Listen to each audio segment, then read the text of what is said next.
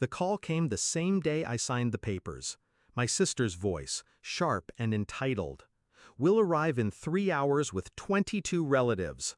Clear the rooms, fix meals for everyone, we're staying 2 weeks. No question, no courtesy, a command."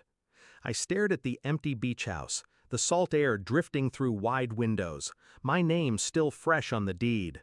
And I kept calm. Because in that moment, I decided something. This would be the last time she ever tried to claim what was mine. It hadn't always been war. As kids, we were inseparable. She had the fire, I had the patience. Together, it worked. Until our parents began feeding her appetite for control. She wanted, she demanded, she got. And me? I became the shadow. The quiet sibling who gave way, who smoothed things over. When our parents passed, the dynamic didn't fade, it calcified. She treated every asset as hers by birthright. My opinions were obstacles, my existence an inconvenience. I thought the beach house might change things, a clean slate, a home that carried no family strings, no old ghosts. I was wrong.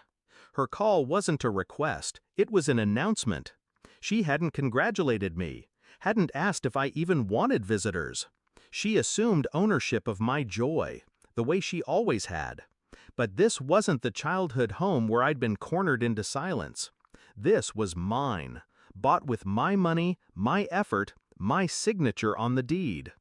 Her demand lit every memory of being bulldozed, dismissed, overshadowed. The sting was familiar, but my reaction wasn't. I didn't bend.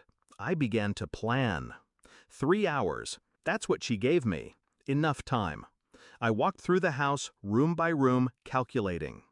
If I confronted her head-on, it would become another screaming match. She'd twist it until I looked cruel for refusing family. No, I wanted precision, a clean cut, a lesson she'd never forget. So I made calls, not to her, to a local property manager, to a caterer, to a moving crew on standby. By the time her caravan pulled into the driveway, everything was set. They arrived in a storm. Cars lined the street, doors slammed, voices carried, laughter too loud for walls that had never held them. My sister marched up first, already barking orders about where to put luggage. I smiled, unmoved.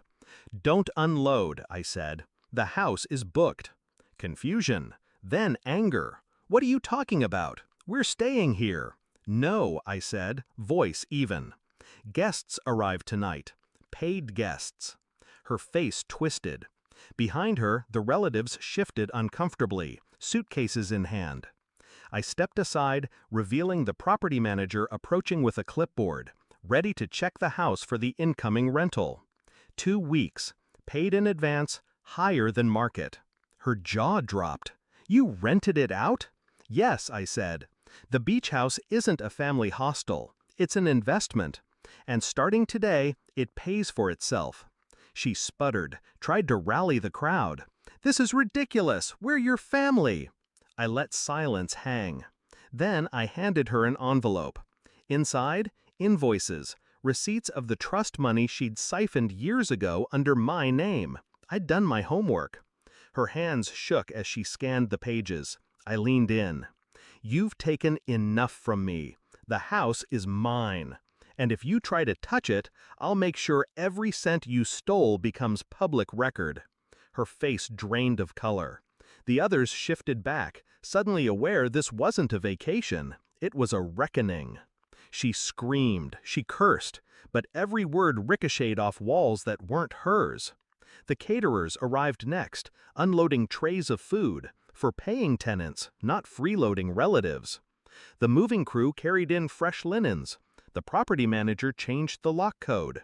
One by one, the relatives retreated to their cars. The show was over.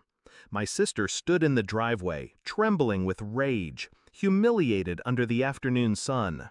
"Fine," she spat. "You'll regret this." I stepped closer, calm, controlled. "No," I said. "This was the last time I let you mistake me for someone you can control. That part of me doesn't live here anymore. and I closed the door. That night, I sat on the deck, listening to waves crash against the shore. The house was quiet, mine in every sense. For the first time in years, I wasn't the sibling in the shadow. I wasn't the one left with scraps. I was the one who had drawn the line and enforced it. My sister thought she could storm in, plant her flag, and claim what I'd built. Instead, she walked away, stripped of her power, her audience, her illusion of control. And me? I stayed exactly where I belonged, on my own ground. The house was more than wood and glass. It was a declaration, a reminder that I was never the weak one. I was just waiting for the right moment to prove it.